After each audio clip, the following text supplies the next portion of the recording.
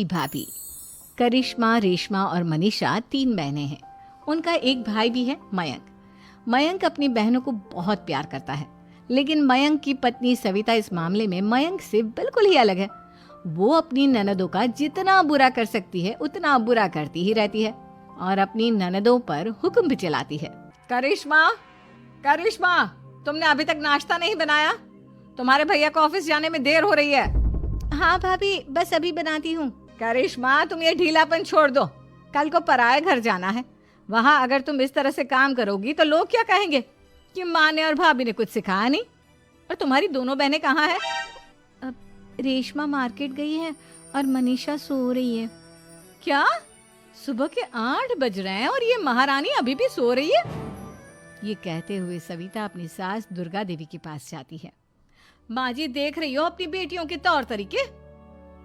क्या हुआ बहू, सुबह सुबह क्या कर दिया मेरी बेटियों ने?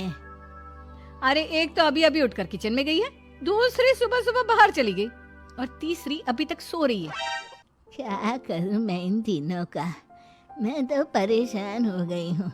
जा जाकर उठा उसे और रेशमा से मैं बात करती हूँ। सविता सीधा मनीषा के कमरे में जाती है और उससे कहती है, महारानी जल्दी उठो, सूरज सर पर आ गया है।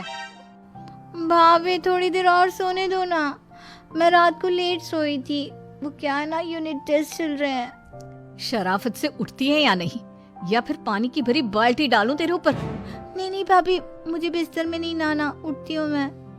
मनीषा जल्दी से उठकर बाथरूम में चली जाती है। सभी आराम से बैठकर नाश्ता कर रहे होते कि तभी रेशमा बाजार से हाथ में सामान लिए आ जाती है। रेशमा को देखते ही सविता उस पर बरस पड़ती है। लो, आ गई महारानी। ऐसा भी क्या सामान लाना था जो सुबह आंख मलते ही बाजार की तरफ रवाना हो गई? भाभी, कल आप ही तो चीख रही थी कि घर का सारा सामान मुझे ही लाना पड़ता है, घर में किसी को भी किसी काम से कोई लेना देना नहीं है। अब मैं बाजार जाकर सामान ले आई तो आपको इस बात से भी तकलीफ हो रही है?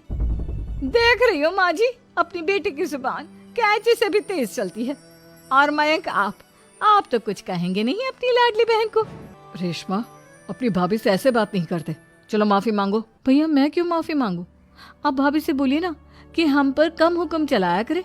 हम इस घर की बेटियां हैं और आपकी पत्नी की ननद है, नौकरानी नहीं। लो कर लो बात। इनकी भलाई के लिए कुछ भी बोलो तो इन्हें बुरा लग जाता है। इस घर में यही इज्जत है मेरी। देख लो माँ जी, आपकी बेटी किस लहजे में मुझसे बात कर रही है। सविता वहां से चली जाती है। मयंक को बहुत गुस्सा आता है, वो भी वहां से चला जाता है। फिर करिश्मा रेशमा को समझाती है। रेशमा, तुम्हें भाभी से माफी मांग लेनी चाहिए थी ना। लेकिन दीदी, मैंने कुछ किया ही नहीं, तो मैं माफी क्यों मांगू? हाँ करिश्मा दीदी, रेशमा दीदी जैसे ही घर में आई भाभी ही उन पर चिल्ला रही थी। हाँ, मैं मानती हूँ कि गलती भाभी की थी। मैं तो इसलिए बोल रही हूँ कि भाभी ने माँ को तो पूरी तरह अपने वश में कर लिया है। वो हमारी बात सुनती ही नहीं। मयंक भैया हमारे लिए हमेशा खड़े रहते हैं, इसलिए उनकी बात का मान तो तुम्हें रखना चाहिए था ना। कोई फायदा नहीं दीदी, कुछ दिनों की बात और है, भाभी उन्हें भी हमारे खिलाफ भड़का देंगी। फिर वो भी माँ की तरह हमारी किसी बात का विश्वास नहीं करेंगे। इसी तरह सविता अपनी तीनों ननदों को किसी न किसी बात पर परेशान करती रहती थी। एक दिन मयंक अपनी तीनों बहनों के लिए गिफ्ट लाया। करिश्मा, ये तुम्हारे लिए हार का सेट। रेशमा, तुम्हारे लिए सुंदर सी ड्रेस। और मनीषा, तुम्हें किताबें पसंद है ना, तुम्हारे लिए किताबें लाया हूँ। थैंक यू भैया। थैंक यू भैया। थैंक यू भैया। करिश्मा, तुम्हारा नेकलेस कितना सुंदर है। ये भैया कहाँ से ले आए होंगे? मैंने भैया को 3 दिन पहले फोन पर ये डिजाइन दिखाया था और आज भैया ये ले आए। सविता तो अपनी ननदों के गिफ्ट्स देखकर जल गई और करिश्मा का नेकलेस तो उसे भी बहुत पसंद आया था। अपनी बहनों के लिए कितना अच्छा नेकलेस लेकर आए हैं, मुझे कभी कोई गिफ्ट नहीं दिया। मैं आज ही ये हार चुरा लूंगी। रात में सविता करिश्मा का हार चुरा लेती है और इसी तरह उसे अपनी ननदों की जो भी चीज अच्छी लगती वो उसे मांगती नहीं, बल्कि रात के अंधेरे में चुरा लेती। इसी तरह दिन बीतते गए और सविता ने मयंक के दिल में भी उसकी बहनों के लिए नफरत पैदा कर दी। एक दिन मयंक ने करिश्मा और रेशमा के लिए रिश्ता देखा और ये बात उसने घर में सबको बताई। माँ, करिश्मा और रेशमा के लिए बहुत अच्छा रिश्ता आया है। वो लोग कल इन्हें देखने आ रहे हैं। आप और सविता मिलकर सारी तैयारी कर लेना। ये सुनकर करिश्मा